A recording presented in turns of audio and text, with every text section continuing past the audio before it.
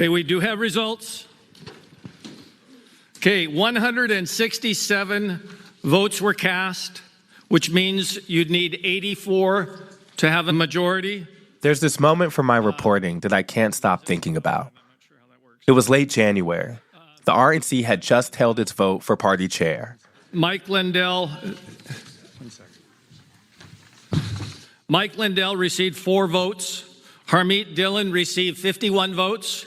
And Ronna McDaniel received 111 votes. Ronna McDaniel had easily won re-election. So I'm pleased to announce Ronna McDaniel has been elected chairman of the Republican National Committee, and the gavel is yours. Congratulations. And the first thing she did. Thank you. We gotta get Mike and Harmeet up here. Mike and Harmeet, can you please come up? Thank you for the race you ran, for the leaders you are in our party. We are so grateful for you. Was call her 2 challengers, fellow R.N.C. member Harmeet Dillon and MyPillow CEO Mike Lindell, up to the stage for a moment of unity. Where's Mike? Come on, Adam. She hugged Dillon and then Lindell. Thank you. I can't say enough wonderful things about Mike and Harmeet. And then got serious. Please join. We need all of us. We heard you, grassroots. We know. We heard Harmeet. We heard Mike Lindell. But with us united and all of us going together, the Democrats are going to hear us in 2024 when we take back the White House and the Senate. Thank you. Thank you. McDaniel had gotten 111 votes. Lindell had gotten 4. But here was McDaniel telling the crowd that the party needed him.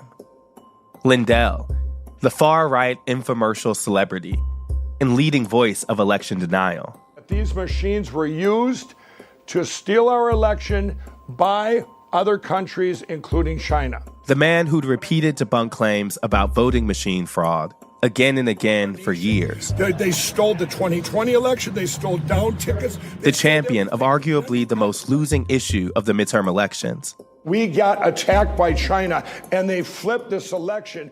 For me, this moment on stage perfectly captures the challenge facing the Republican Party right now. An establishment trying desperately to satisfy its base, despite evidence that they're costing the party elections. So after months of reporting on that dynamic, I wanted to talk to these 2 people who sit at the heart of it. Today, Mike Lindell and R.N.C. Chair Ronna McDaniel. From the New York Times, I'm Ested Herndon. This is The Run-Up.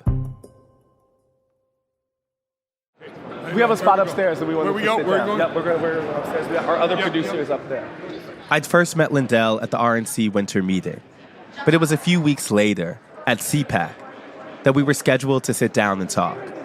It was ahead of his speech there, and he was surrounded by a team of handlers and fans. Okay. If you could guess, how many selfies do you think you take a day? You get requested for? Everywhere in the country. We didn't even make it up the stairs before someone asked him for a selfie. It doesn't matter if I'm in California or New York or everywhere. Everywhere. I'd originally planned to talk to him for 45 minutes, but our conversation lasted 3.5 hours. Because talking to Lindell is an experience. He's got this narrative about his life. It's been practiced in tons of interviews he's given to right-wing media and in his book. You know, things would happen to me if you read my book, From Crack Addict to CEO. One of the things that you can put in my book, if you read my book, just like my life, if you read my book, that he'll tell you about over and over again. The stories are real, 100% real. And he insists that all of it is true. Not 98%, 100%. It's a life of dreams and divine interventions. But here's kind of the thrust of it. I came from a divorced family at 7 years old, put into a new school where divorces weren't common. And I was the only kid from a broken home in that school. The story starts in Minnesota, when his parents divorced. Show off. I felt like I didn't fit in either. I would either show off or I wouldn't talk. I was kind of fit in all the groups, but yet none of the groups. That's. He traces his struggles back to that. And then I was betting on sports with the mafia when I was 17 and 18. They came to my door to collect. He gets into gambling. Back then, I got DWIs, drinking. That turned to cocaine in the early 1980s. Then becomes addicted to cocaine. And in the night about 2000, right around the year 2000, my drug of choice switched from cocaine to crack cocaine. But in the meantime... Yeah, what was the first business idea you tried out? Oh, I'd say first bigger one would be I worked for my uncle on his farm, and I said, I'm going to raise my own pigs. I bought my own pigs, and they all got loose. And then hog market went way down, and I lost all my money there, too. But he's trying out a bunch of businesses. We built this massive lunch wagon route, and it was covered over 100 and some businesses. We owned a bar, and I didn't have money. Nobody gave me any money. I was also a professional card counter. And in his telling, how did you get the idea for the pillow? The idea for the pillow, well, let me go back in pillows then. He's always had a thing with pillows. One of my first paychecks when I was 16 years old, I went out and bought the most expensive pillow I could find, which at that time was a down pillow. I mean, who does that as a 16-year-old kid?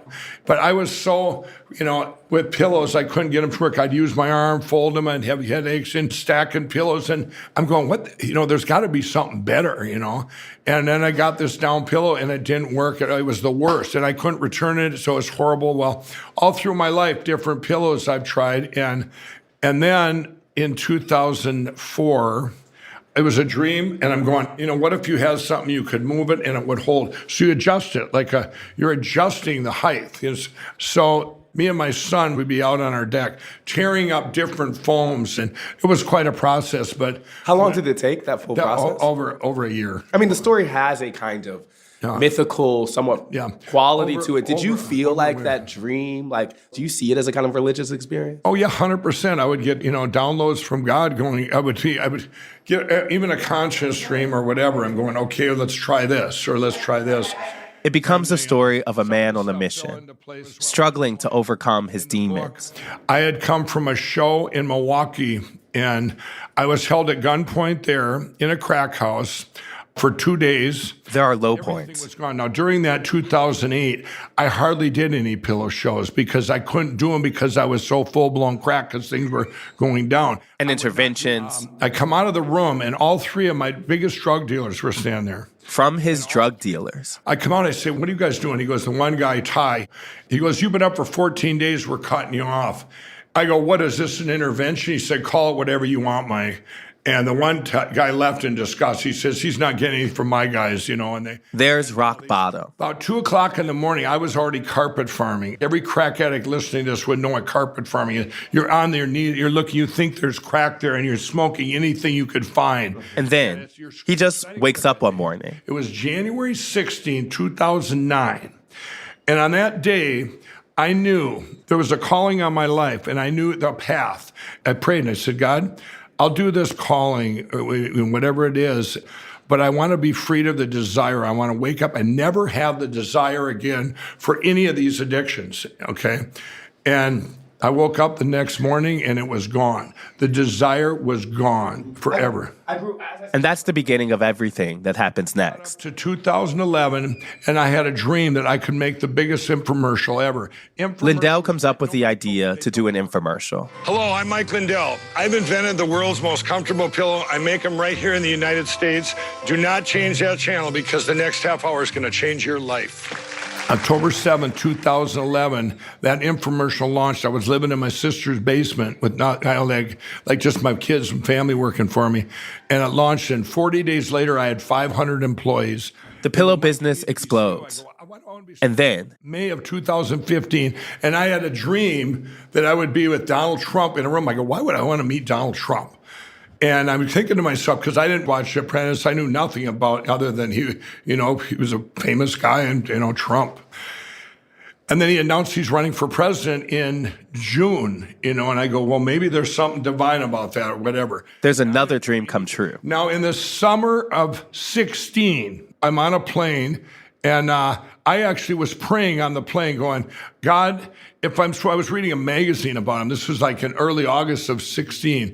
I'm going, if I seen this in this dream, I said, I need to know right now. My phone dinged. It was an email. I opened a Mike, this is Donald Trump. Will you meet me at Trump Tower? And I'm going, God? It was just like I was getting these answers to prayers in real time, or answers. Well, that meeting came to fruition. And Lindell ends up in Trump Tower, talking one-on-one with Trump. And then he asked me, he had no other agenda, never asked for money, nothing. He says, you make all your stuff here. I wanted to ask you some stuff. To your employees, is it harder not having from overseas? And I go, no, I love it. I wouldn't have it any other way. He goes, well, I'm bringing the manufacturing back. And it was like talking to a best friend. I'm going, here's a guy asking me that could be president, my opinions. And it was, what amazed me was, he wasn't doing a sales pitch. He was asking me, my opinion, being a businessman, because he had seen the commercials on TV and stuff. And anyway, and that was the connection. He saw the commercials that made the reach out happen. I don't know why he reached out. He asked me about my manufacturing, making here in the U.S. if that worked out good. Lindell is super impressed by what he's hearing.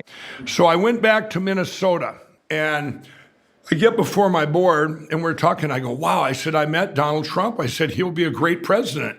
Hey, I'm going to go do a press release. I want people to hear about Donald Trump. And one guy on the board says, you do that and you're going to lose half our customers. I go, what do you mean? And I walked out of there, man, and my CMO came out and she goes, we didn't get this far by you not listening to God, because I would have us pray about different things. I went back into the room. I said, you're right. I said, I'm going to do that press release. I said. So even though he knows next to nothing about politics. I didn't know a conservative from a liberal. I didn't know what a Democrat was. I didn't know what a Republican was. I knew zero. Zero. He decides he's going to come out publicly in support of Trump. Do you know what happened? They all attacked me, called me a racist. I mean, it was like the biggest hate thing ever put at me. I'm going, what? I'm not going to have anybody tell me, you could shoot me full of holes at that time. And it's not going to change me. After Trump wins, Lindell steps fully into this new political identity. Hello, I'm Mike Lindell, the CEO of MyPillow. Cancel culture has not only affected myself and MyPillow, but also millions of you out there. Well, my employees and I want to personally thank each and every one of you for all your support. He becomes an advertising powerhouse on Fox News. And we want to pass the savings directly on to you. At MyPillow, we have hundreds of products. And goes from spending a few $1 million on Fox ads in 2014 to $50 million in 2020. Then you go to the 2020 election. But it's the 2020 election that truly activates Lindell. And when I woke up on November 4th, I started looking into stuff myself. What happened to me was I was given evidence on January 9th of 2021 that it was machines, cyber, completely all cyber, done with computers, and China was involved. From that point on, call it political or call it whatever you want. It's not about Donald Trump. It's about we lose our country if we don't get rid of these computers. That's been my narrative since that day. The media, he talks about January 9th as the day he saw the truth. And ever since then, he's poured his money into one cause, getting rid of electronic voting machines. He's offered $5 million to anyone who can prove him wrong. And he's actually been ordered to pay that out to someone who did. Did your business take a hit after you became so vocal about? No, when they took a hit when I spoke out against the machine. I had to borrow money this fall to keep my employees. I want to keep them. I don't want to lay anybody off. That's not count what I've spent on the election crime and stuff, which is over $40 million. You spent over $40 million over in service. $40 million trying to get rid of these machines and get our country back. Isn't there, though, a kind of cynical view of this arc that says we've also really cornered the Trump market? What do you mean the Trump market? The folks who voted for Donald Trump, the people who take selfies with you everywhere. I'm saying, I read that when your phone was seized by the FBI, that your sales went up. How do you respond? I've had to borrow millions of dollars. I've lost millions by doing this to try and save our country. Mm-hmm. This is the moment when Lindell becomes really angry and really conspiratorial. After an hour and a half of conversation about his life, his demeanor completely changes when we talk about the election. I'm saying there was a slate of Republicans in the 2022 midterms that talked about machines, that talk. They stole all their elections. You're right. Everyone, we have 100% proof they stole their election. I'm saying that there is a view that's endorsed by a lot of independent agencies, by Republicans included, By what? that says that the swing voters rejected that argument in 2022 midterms. No, they were stole. Let me just explain you. Everyone, what did they have in common? They wanted to fix our election platforms after they got in there. That if you're the other side, the Uniparty, the CCP, the Globalists, they stole every one of them. And you're going, well, where's your evidence? You guys wouldn't print it if I showed you tomorrow. You would not print it. And it's 100%. To be clear, Lindell's not just saying the 2020 election was stolen. He's saying that he's 100% certain that China, globalists, moderate Republicans, and moderate Democrats all banded together with voting machine companies to steal elections in the 2022 midterms as well. Claims for which there isn't a shred of legitimate evidence. Kerry Lake, Mark Fincham, Jim Mershon, Christina Caramo, Matt DePerno, Tudor Dixon, Blake Master. They all lost. All of them won. Every one of them was stole with computers, and we could show you that. The majority of Americans believe the 2020 election was not stolen, that the machines were not the problem. The majority of Americans find that. Where do you find this fact? Who gives you the who gives you them? Well, where are you getting your facts? Don't spew a lie at me. That's not a lie. The majority of Americans believe the 2020 election was not stolen. Who did it? Your poll? Did you do a poll? And the New York Times has done polling. We both know the majority of Americans do not believe the election was not stolen. The majority of Americans do believe it was. The majority do. I am asking. Don't lie to me. I'm not. Don't sit. If you don't know, just say you don't know. Because you don't know what that stat is. Okay. You don't know. I understand that you do not believe the polls. I am saying, as someone who tries. Can I finish the question? Yeah. Okay. Do you see any connection between your actions and the they events? really gave you an agenda, didn't they? No, I'm asking the question off the top of my head. This is not a they. This is me. I see a connection to what? Do you see a connection between your actions and the events of January 6th? Absolutely not. I had nothing to do with January 6th. I'm saying the questioning of the election. I wasn't there. My stuff came on January 9th. What's the matter with you? I'm saying the questioning the election results between the 2020 November election and that culminated in, I remember being in Georgia when people talking about the machine stole the election. It did not just come on January 9th. When did you hear me? January 9th. All I am saying. January 9th. You used your. January 9th. You also questioned the election results along with former President Donald Trump before January 9th. You, like Donald Trump, was skeptical of the results of the election. The election was stolen, and all these people, everybody knew there were anomalies. There were anomalies then. No, just let me finish. Okay. Nobody looked into that, okay? All I'm saying is the skepticism about the election that came before the 9th. Everybody, it was all over social media. I'm saying that using that voice, that using that brand to further that skepticism, do you see any connection between that and January 6th was my question.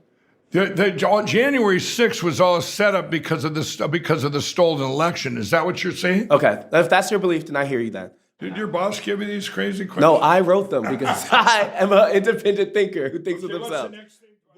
Lindell's refusal to let go of this issue is central to the other reason I wanted to talk to him. In addition to his advertising on Fox, in early 2021, just a few weeks after the election was certified and the events of January 6th. Of course, you will likely recognize our next guest. His name is Mike Lindell. He runs MyPillow. He advertises every night on this show and across Fox News. He's one of our biggest sponsors, and we are grateful. Lindell made an appearance on Tucker Carlson's show. I've been all in trying to find the machine fraud, and we found it. We have all the evidence. So what all these... That appearance was one of the segments at the center of the lawsuit between Fox News and the voting machine company Dominion, the one that Fox just settled for $787 million, and that seems to have helped cost Tucker Carlson his job. Part of the reason why I was so interested in talking to Lindell is because in the internal Fox communications released as part of that lawsuit, it became clear that the network had put him on the air because of his financial support. They also knew that foregrounding election conspiracy would play well with their base, who were already furious at them for calling Arizona for Joe Biden. It also became clear that behind closed doors, they were ridiculing Lindell. One of the most striking parts of that lawsuit was that you see Rupert Murdoch, you see Tucker Carlson privately saying they did not believe these claims of election denial. What did you think when you saw those comments made public? It didn't bother me at all because they said that back in November and December. There are people that I didn't know about the machines, and I was learning. I was doing my due diligence. So you're saying the evolution from what we're seeing in the lawsuit was too early, and that the evidence has come specifically around the machines. That if we went back to Rupert Murdoch, we went back to Tucker Carlson. November and I December. understand that. I'm just trying to make it clear that if you're saying if we go back to those people, they're not. You don't think they would say the same things now. I know that. So when Rupert Murdoch says it's really crazy stuff, what about that? What stuff? That's denying the results of the last election was crazy stuff. Here's what with Murdoch. I don't know why Fox called Arizona early. Don't care. I know one thing. I have all the evidence.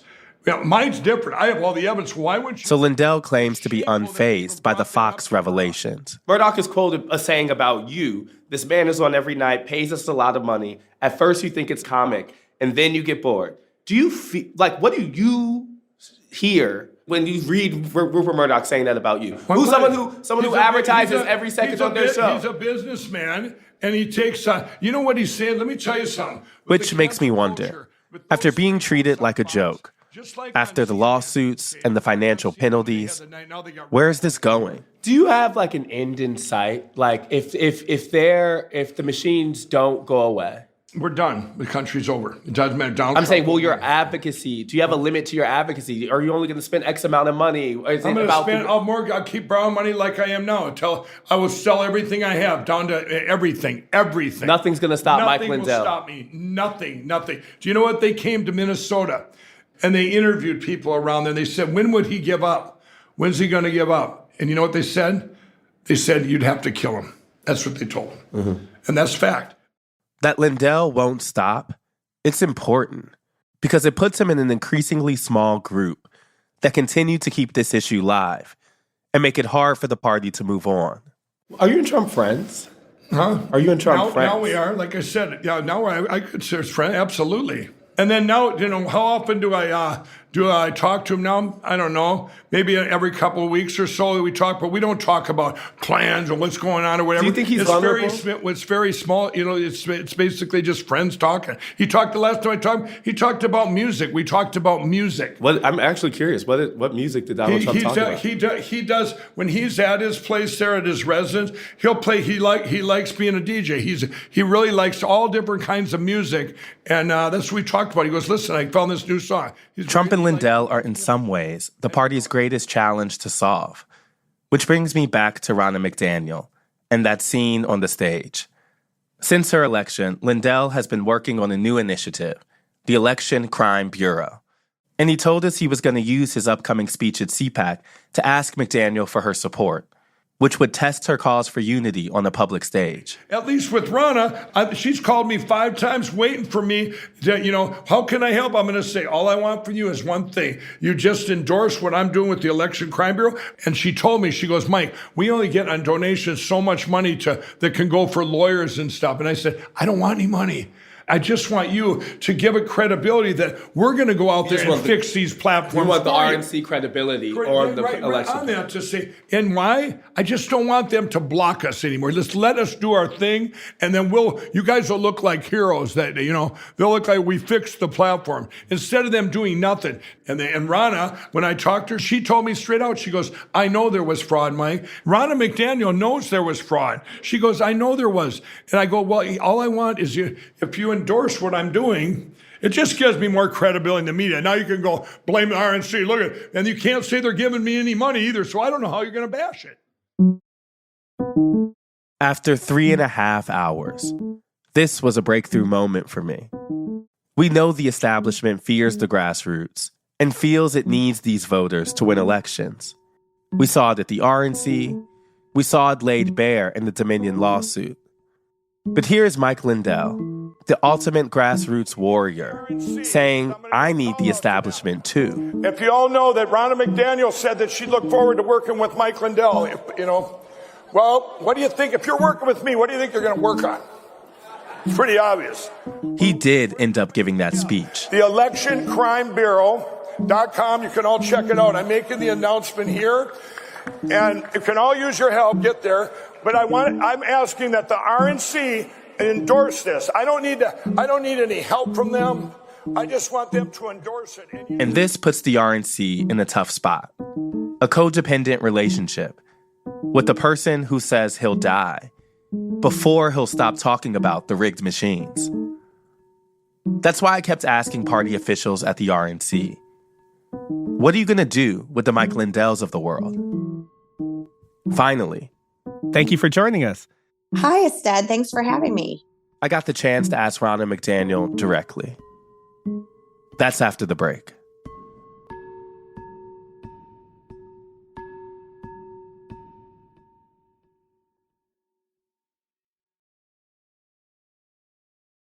Thank you for joining us.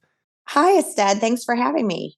I appreciate you taking some time out. If you don't mind, I might jump in here. I know we only have you for a specific amount of time. Absolutely. No problem. We'd first tried to talk to McDaniel when we were in California for the chair vote. Her team said she wasn't available then. In the time since, I'd been to the DNC, to CPAC. I'd spoken to Lindell. And by mid-March, when we finally talked, Trump's indictment was starting to look all but inevitable.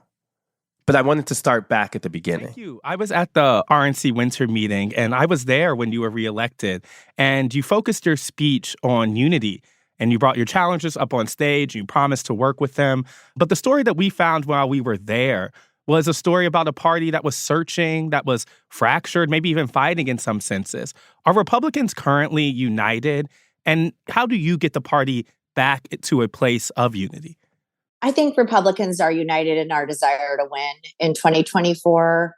And there's always times when after an election, you're going to have differences or debate or discussion. And I think the fact that I ran on a unity message and talking about how we come together is what resonated in that election. And that's why I won 2-1, because overwhelmingly, I think that's what Republicans want to see. They want to see us work together to beat the Democrats. I'm going to ask about a couple of things that came up in that election. One was from the grassroots. Those people were pretty unanimously opposed to you, and they frankly saw you as a member of the establishment and held you responsible for the midterms losses. Do you see this divide within the party right now between the R.N.C. and the Republican grassroots? Well, first of all, I consider myself grassroots. I am a mom from Michigan. I still live in Michigan. I started with knocking doors, being a state committee woman. I think what you saw in this campaign was, typical tactics by my opponent to drum up some angst around a lot of misinformation. And I think that's fading as I go to county conventions or state conventions and I talk to the grassroots about what the R.N.C. actually does. We don't pick the candidates, the voters do. We don't do the messaging. The campaigns do through their pollsters or their consultants. But what we do is we build the infrastructure. We build the road that they all drive on. And we put the candidates in a position where they can win. And coming out of 2022, in every single battleground state where we competed statewide, a Republican won, except for Pennsylvania. Republicans turned out more voters than Democrats. Based on the turnout from the 2022 election, we would have won the Electoral College because we were the top vote getter in Arizona, Georgia, and New Hampshire. So based on the infrastructure we built, we did put Republicans in a place where they could win. What we do need to find out is, why did one Republican win in a state and the other one didn't? And that's going to be the sweet spot towards success in 2024. I hear that. But I also remember you coming onto that stage and saying after the reelection that you hear the grassroots. So what then did you hear as being the valid concerns from the campaign? And what do you think that divide between what they're expressing and the R.N.C., what do you think that divide is about? There does seem to be something there. I certainly think the grassroots needs to understand what the R.N.C. does. I don't think if you ask the average person on the street or even the average Republican, what does the Republican National Committee do? We're not the umbrella for everything. So I think that was a big wake up for me, which is we've got to get out there and talk more about what we do and our successes. And the fact that, we are challenging laws like in New York that allowed non-citizens to vote, and we won.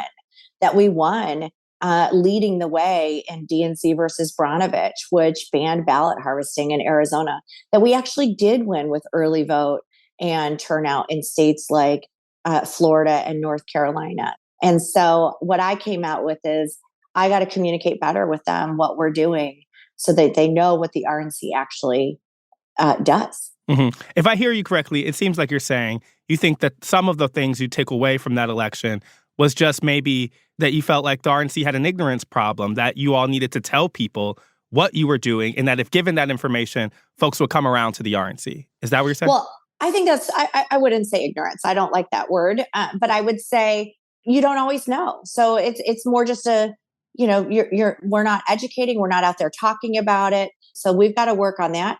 But there are things that we can do better. We have to improve with our outreach to the youth vote, independent voters. We need to be reaching out to them. I think independent voters are becoming more and more important in every election. I think people are becoming more independent voters as a whole. So how do we reach them? And also, why did a Chris Sununu win in New Hampshire, but Don Bolduc didn't? Why did we win 8 out of 9 statewide races in Georgia on election day, but Herschel didn't? So we've got to figure out what worked with those messages and what didn't, and help educate future candidates. Okay. The second big critique I heard coming out of the R.N.C. was from a completely different group, a more, I would say, establishment wing of the R.N.C. that had long disliked Trump and his effect on the party. Their critique was actually that they felt that you were too beholden to Donald Trump and were unable to run a fair and open primary. What would your response be to that? Well, obviously, I didn't take an endorsement from anybody heading into this election. I've pledged neutrality. I've done it since 2020. I think that's a critical role of the R.N.C. But our duty right now is to the voters and to make sure we put forward a fair primary debate process that allows the voters to view each of the candidates and make the determination as to who will be the next nominee, and in my mind, the next president of the United States. I think that's just not a valid concern, and I think I'm going to show that and prove that through this cycle that the R.N.C. will remain a neutral entity through this process. Can you give me an example of a time you pushed back against Trump in your time as R.N.C. chair? Oh, I'm not going to share my private conversations with the president. But I always say, listen, I say, if you have a problem in your family, you don't go on Jerry Springer. I'm not doing that. If I have a problem with my family, I keep it within the family. That's what we should do. But I certainly have given the president advice when he was president where we disagreed. That absolutely happened. But that's going to stay between him and me. Part of what I'm getting at here is that some of the concerns we'd heard were not just that McDaniel would be incapable of running a fair and open primary, given the fact that President Trump had appointed her, but also that she would be unable to acknowledge the real lessons of the midterms. She'd appointed a group within the R.N.C. to lead a postmortem. I talked to 2 of its chairs, and they had totally different takes on their ability to produce a meaningful report. So I wanted to ask McDaniel about that work. I talked to Henry Barber, one of the people who you appointed to lead some of those efforts. He's calling what he's up to the 2024 victory plan. I know some people refer to it as more of an autopsy language based on 2012, but he made sure to call it a victory plan. Is that report going to take a clear-eyed look at what happened in the midterms? And how much can we expect that report to talk about Donald Trump? I think it's absolutely going to take a clear-eyed look. And I agree with Henry. It's a victory plan. It's what do we look at? What can we do better? What do we do right? It's not just the R.N.C., it's our whole ecosystem. It's what are things that outside Democrats are doing that we don't have outside Republican groups doing where we could use help. And it's going to be very fair, and it will take on everything, and it will not be edited to exclude any data point that we think is valid. So that's all I'm going to say on that point. I haven't seen the report yet. I've really allowed the different chairs to work on their respective points on it, and then we'll move forward. Yeah. Well, let's talk about the chairs, because we talked to Harmeet Dillon at the R.N.C., and she said that she didn't really have much confidence in the report that's going to come out of the committee. And there was nothing about it that really should give us confidence about that level of honesty. How can we trust that the R.N.C. is going to follow through on that process when one of those chairs is telling us even before it begins that it may not be an honest one? Well, I just disagree with that. Harmeet's one of the chairs, so why would she waste her time and be chairing a committee if she thought it was going to be useless? She could have said no. She could step aside. So she's continuing to work hard on that report, as are the other members who are part of it. And I am saying, as chair of the R.N.C., that we're going to take recommendations or whatever we see from that report and use that to build towards success in 2024.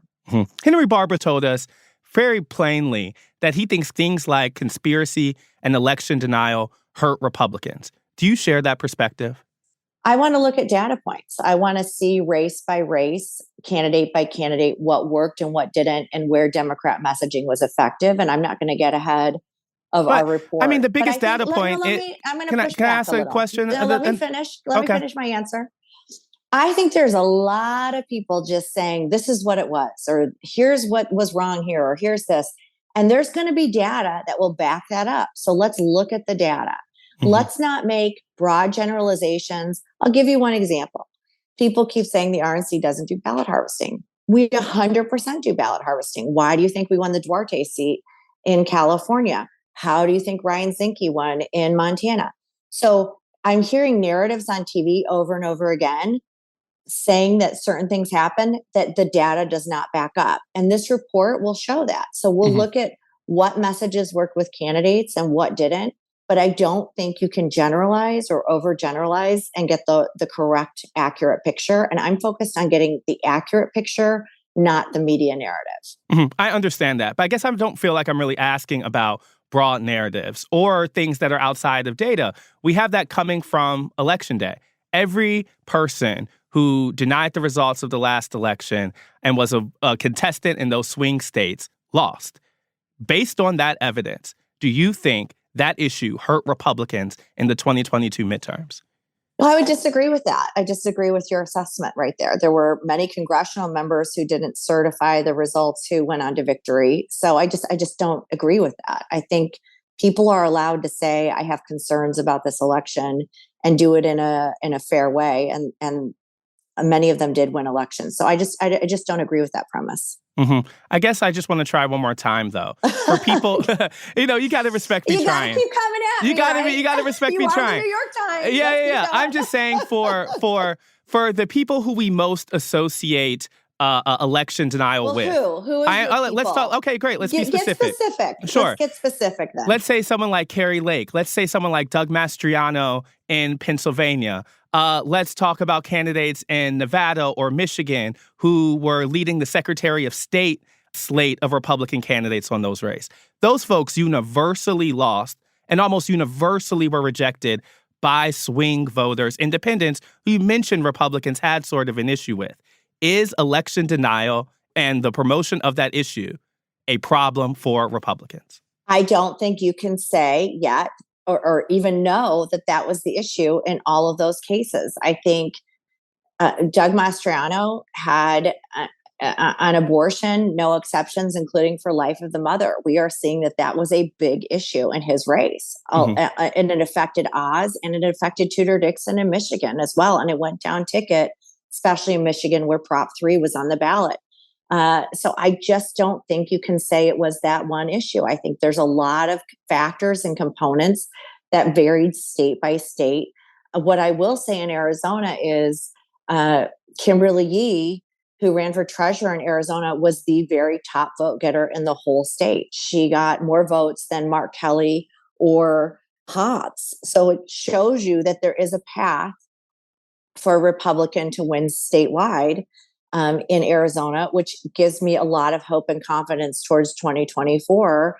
I also know there were some problems on Election Day in Maricopa with tabulator machines not working. And for Republicans and Democrats, that should be totally unacceptable. And we should all be looking into that. Everybody should be able to go and vote on Election Day and not have the equipment break down and prevent them from being able to vote. I hear you. One of the things that I think stuck out from the R.N.C. race was your promise to work with your opponents, not just Harmeet Dillon, as we mentioned, the other being Mike Lindell, who most people see as a leading voice on election conspiracies. When you promise to work with someone like Mike Lindell, what does that mean for the R.N.C.? What do you mean by that? It means I'm going to talk to him and hear his ideas, and certainly there were voters at the R.N.C. who, were very much taken with Mike. He was a very nice guy. He is willing to help support candidates, put money into races, and help win elections. Listen, I want to bring everybody in from every spectrum of our party to make sure that we're winning elections, and that we're focusing on beating the Democrats. Whatever differences we may have, maybe I disagree with a Republican on this or that. The things that unify us are far more important because we are seeing what the Democrats are doing to this country. That's how I feel. And I'll work with everybody who's swimming in the right direction to win back the House, keep the House, win back the Senate, and win back the White House. Mm-hmm. Lindell told us that you've called him several times since the R.N.C. election. I don't believe that I'm going to talk about my conversations with Mike. I absolutely have talked to him. We've just had some conversations. Okay.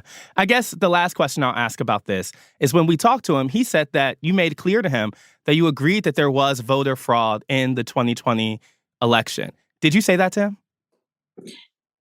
I've said this publicly that I thought there were all types of problems. Listen, we switched to a completely virtual election with states that didn't have the safeguards to go to all mail-in.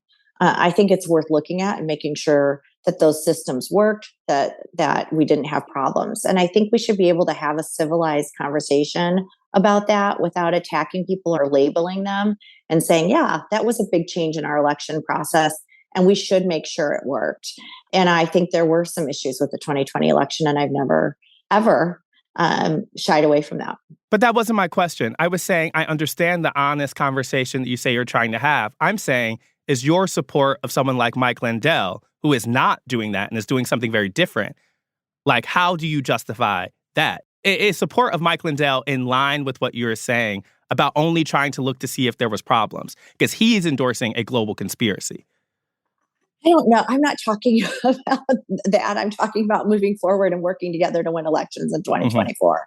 That's not what I'm talking about. Yeah. I'm saying I'm going to work with everybody to make sure we're looking forward to win elections in 2024. That's what I'm focused on. The better version of me asking this is, can the party... if I have a conversation with somebody and I say, hey, are you going to help elect Republicans in 2024? Hey, let's get on board. Let's do that. That's what we're going to do.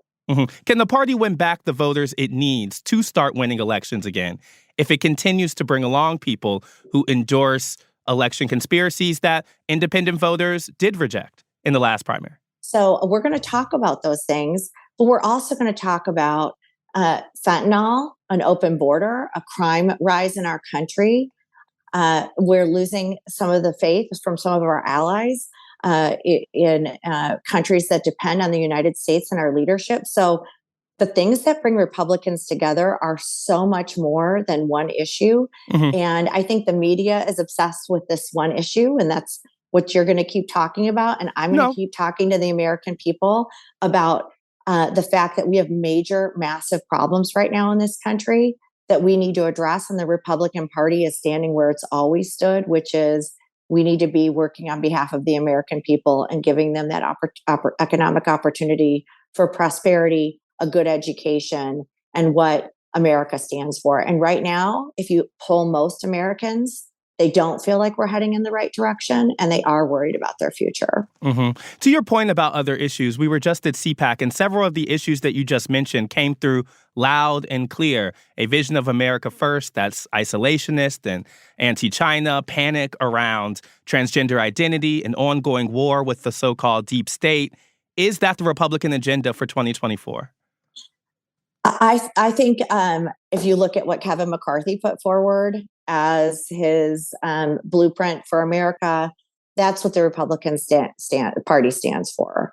Let our leaders in Congress show what we stand for. And absolutely, we are for making sure that we have a strong America, but that does include taking on China when they're threatening to invade Taiwan, and making sure that we are doing the things that we need to do to support democracy and freedom around the world. We're not seeing that from Biden.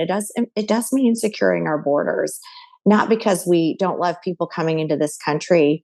We just think they should come legally. It does mean giving our kids access to school choice so they can have the best possible education. Why would we limit a child's future based on their zip code? Look at how many kids have been lost through the pandemic. Millions of kids that have never logged back on since the pandemic. So the Republican Party will continue to stand for the things that are going to bring better education, freedom, safety, and prosperity to our country. Mm-hmm. And I understand that. I guess what you lay those issues as coming from the top down, coming from the political leaders. I'm wondering, do they come from the grassroots? Who is determining the direction of the Republican Party going forward? Is it folks like you? It's going to be our speaker and our leaders in the Senate. It's going to be our elected leaders that are going to determine the policy. They are the policymakers that have been elected to determine how we govern in Washington. Mm-hmm. Also, you made a pledge. They have said we're right. Yeah. I have two questions. Questions. I'll be done. Okay, is that cool? Can we do one last one? Because we are above the time limit, so we can do one question. We can wrap. You have said that you want Republican candidates to sign a unity pledge before participating in debates. Trump has indicated that he is not willing to do that, and he has skipped debates before. Are you prepared to keep him off the debate stage if he doesn't pledge to support the Republican nominee?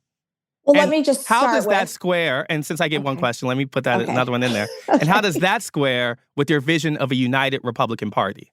So this is a pledge that was in existence in 2016. So this is not new to the party, and President Trump signed it in 2016.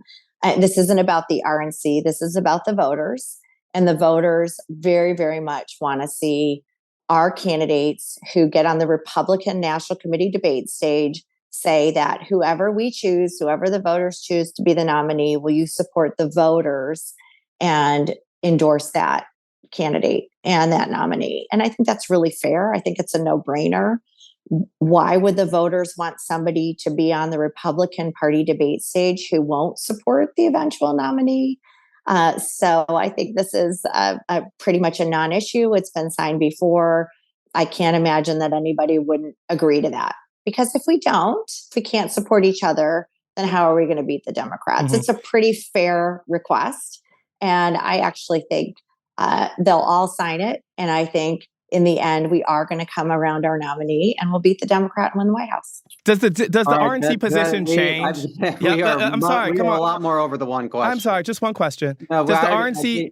Please, just one more? We already gave you the last question. Yes. We really are Thank you. pressed for time. Thank so you. If we can just wrap this up, we appreciate it. Thank you. Totally. Does any of the R.N.C.'s position change if Donald Trump is criminally indicted? Again, oh my gosh, I am not even going to go into hypotheticals. Why? I mean, that's a very likely. That's been a signal from. We are way over. How is that not a question we can ask? I answered that question. Okay, thank you. I appreciate that. I'm not going to go into hypotheticals. I don't think that's going to happen. And we're looking very forward to a strong, robust debate. Unlike the Democrats who just changed and manipulated their entire primary schedule to make sure that Biden had no competition, we're very open to having a lot of people on the stage have that dialogue in front of the American people, not manipulating the process to protect a president who won't even address the American people. So thank you so much. No, thank you. I appreciate your time. I really do. Thank you. Thanks, guys. Bye. Today was an unprecedented day in American history. Former President Donald Trump arrested and arraigned in a Manhattan courtroom. Donald Trump tonight, now a criminal defendant, the first former U.S. president to be arrested on criminal charges. After Trump's indictment, we went back to the R.N.C. to ask if Ronna McDaniel had any further comment. They directed us to her Twitter account, where she'd characterized the indictment as an act of political vengeance. The only crime that I have committed is to fearlessly defend our nation from those who seek to destroy it. Next week, the Trump indictment.